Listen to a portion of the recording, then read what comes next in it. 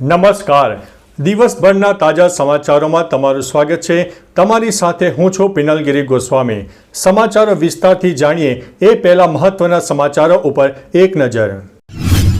મિત્રો, આજની વિડીયોમાં સૌપ્રથમ વાત થશે 2 દિવસ ચમકારો બતાવી ઠંડી થઈ ગઈ છે છૂમંતર. મુંબઈમાં રવિવારે અને સોમવારે ઠંડીની મજા માણ્યા બાદ હવે મુંબઈમાં ફરી તાપમાન વધવા માંડ્યું છે. આવનારા 4 થી 5 દિવસમાં 2 થી 3 ડિગ્રીનો હજુ વધારો થાય તેવી શક્યતા હવામાન વિભાગે વ્યક્ત કરી છે. મિનિમમ તાપમાનમાં પણ વધારો થશે અને મેક્સિમમ તાપમાનમાં પણ વધારો થવાની શક્યતા છે. ઉપરાંત સાન્તાક્રુઝમાં મિનિમમ ટેમ્પરેચર 18 ડિગ્રીની આસપાસ નોંધાયું હતું.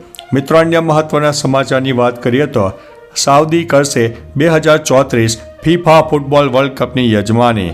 ફૂટબોલ ચાહકો માટે એક સારા સમાચાર સામે આવ્યા છે, જેમાં હવે ફૂટબોલનો મહાકુંભ સાઉદી અરેબિયામાં યોજાશે. અત્રે ઉલ્લેખનીય છે કે ફેડરેશન ઇન્ટરનેશનલ ફૂટબોલ એસોસિએશને 2030 અને 2034 ફીફા વર્લ્ડ કપના યજમાનીની જાહેરાત કરી છે. 2030 વર્લ્ડ કપની યજમાની સંયુક્ત રીતે સ્પેન, પોર્ટુગલ અને મોરોક્કોને આપવામાં આવી છે. ફીફા પ્રમુખ જિયાની ઇન્ટરફેશને આની જાહેરાત કરી છે. મિત્રો, અન્ય મહત્વના સમાચારની વાત કરીએ તો રેલવેમાં મુસાફરી કરતા લોકોની સુવિધામાં વધારો. રેલવેમાં મુસાફરી કરતા લોકોની સુવિધામાં વધારો કરવામાં આવ્યો છે. સામે આવેલી માહિતી અનુસાર વર્ષ 2024-25માં 1900થી વધારે નોન એસી કોચ રાખવામાં આવ્યા છે. આવા સમયમાં આમ થવાથી લગભગ 72 લાખ યાત્રી લાભ થશે. ઉલ્લેખનીય છે કે ભારત પ્રત્યેક દિવસે પોતાની લગભગ 2% વસ્તીની સુરક્ષિત રીતે રેલવે મારફતે અવરજવર કરાવે છે. રેલવેની સુરક્ષામાં નોંધપાત્ર સુધારો થઈ શકે છે. મિત્રો, અન્ય મહત્વના સમાચારની વાત કરીએ તો સીએમ ભૂપેન્દ્રભાઈ પટેલે શ્રમિક સુવિધા કેન્દ્રનું ઉદ્ઘાટન કર્યું. રાજ્યના મુખ્યમંત્રી ભૂપેન્દ્રભાઈ પટેલે અમદાવાદના નરોડામાં શ્રમિક સુવિધા કેન્દ્રનું ઉદ્ઘાટન કર્યું. આ પ્રસંગે તેઓએ ધારાસભ્યો, મેયર અને સ્ટેન્ડિંગ કમિટીના ચેરમેન સહિતના નેતાઓ સાથે ચાની ચૂસકી માણી હતી. સીએમએ શ્રમિકોને શીરો, શાક, રોટલી સહિતનું ભોજન પણ પીરસ્યું હતું. અંદાજિત 200 થી 300 જેટલા શ્રમિકો એક સાથે બેસી શકે તેવી સાથે વ્યવસ્થા સાથેનું આ કેન્દ્ર ઊભું કરવામાં આવ્યું છે.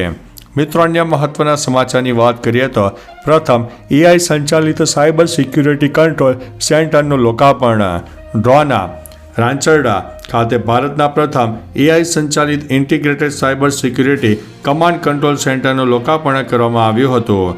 ગૃહ રાજ્યમંત્રી હર્ષ સંઘવીએ આ કંટ્રોલ સેન્ટરનું લોકાર્પણ કર્યું હતું. સાયબર સિક્યુરિટી સોશિયલ લોસ તેમજ સોશિયલ ઇફેક્ટ રોકવા માટે પણ ઉપયોગી છે.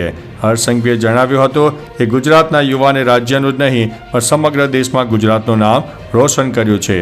મિત્રો, અન્ય મહત્વના સમાચારની વાત કરીએ તો ધરતી પર જન્નત એટલે કાશ્મીર. આખો શહેર બરફની ચાદરમાં ઢંકાયો છે.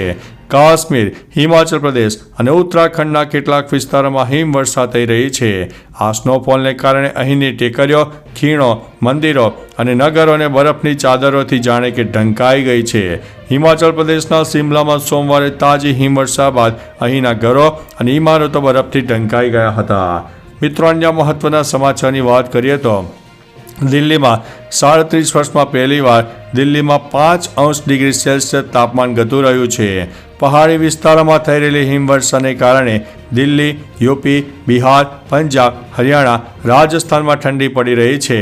દિલ્હીમાં લઘુત્તમ તાપમાન 4.9°C નોંધાયું છે. હવામાન વિભાગે જણાવ્યું છે કે સફરજંગ ઓબ્ઝર્વેટરીમાં લઘુત્તમ તાપમાન 4.9°C નોંધાયું છે, જે સિઝનનું સૌથી ઓછું તાપમાન છે. ડિસેમ્બરની શરૂઆતમાં લઘુત્તમ તાપમાન 37 વર્ષમાં પ્રથમ વખત 5°C નીચે નોંધાયું છે. મિત્રો, અન્ય મહત્વના સમાચારની વાત કરીએ તો અંબાલાલ પટેલની મોટી આગાહી. ઉત્તરાયણમાં છત્રી સાથે પતંગ ચગાવવું પડશે. હવામાન નિષ્ણાત અંબાલાલ પટેલે ફરી એકવાર ઠંડી અને વરસાદની આગાહી કરી છે. જણાવ્યું છે કે તારીખ 17 ડિસેમ્બરથી મહત્તમ તાપમાનમાં વધારો થશે. તો બીજી બાજુ સુરત, જૂનાગઢ સહિત ઘણા વિસ્તારમાં લઘુત્તમ તાપમાનમાં ઘટાડો જોવા મળશે. તો અરબ સાગરમાં ડિપ્રેશન સર્જાતા આગામી દિવસોમાં કમોસમી વરસાદ પણ થઈ શકે છે. અમદાવાદ સહિત ઘણા જિલ્લામાં ઠંડીનું જોર વધતા લોકો ઠૂંઠવાઈ રહ્યા છે. મિત્રો, અન્ય મહત્વના સમાચારની વાત કરીએ તો સોનાના ભાવમાં 2500નો વધારો. સોનાના ભાવમાં સાઉથ કોરિયા અને સિરિયાની સ્થિતિની અસર જોવા મળી છે. છેલ્લા 4 દિવસમાં સોનાના ભાવમાં ₹2500નો વધારો થયો છે. 5મી ડિસેમ્બરે સોનાનો ભાવ ₹76,476 પર બંધ થયો હતો. ટ્રેડિંગ સેશન દરમિયાન સોનાનો ભાવ ₹78,804 સુધી પહોંચી ગયો હતો. ખાસ વાત એ છે કે આ કિંમત સોનાની ઓલ ટાઈમ હાઈ કરતાં માત્ર ₹1,300 ઓછી છે.